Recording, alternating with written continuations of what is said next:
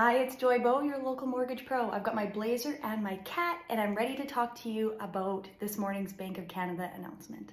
Okay, we're gonna back it up a little bit. Let's talk about what the Bank of Canada announcement is. So they're always giving updates about 8 times a year, and they're talking about the policy rate or the overnight lending rate.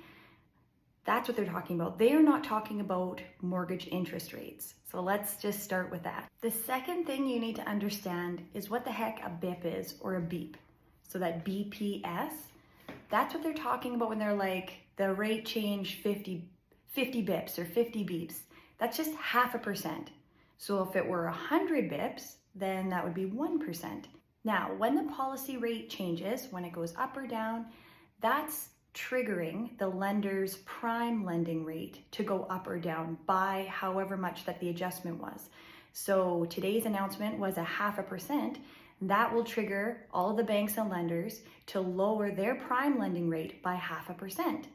Now, the prime lending rate is what variable mortgages are based off of. So when we talk about variable mortgages, this is where your interest rate fluctuates, right?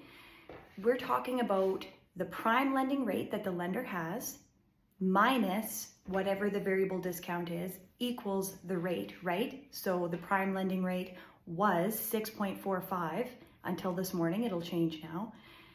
Subtract, let's say 1% equals the effective interest rate that you get. So whenever your variable mortgage has a change, you're going to get a letter in the mail. It's going to be increased, decreased by 0.5%, 0.25%. So this is really great news for everybody that's in a variable mortgage because their interest rate will be decreased by 0.5%.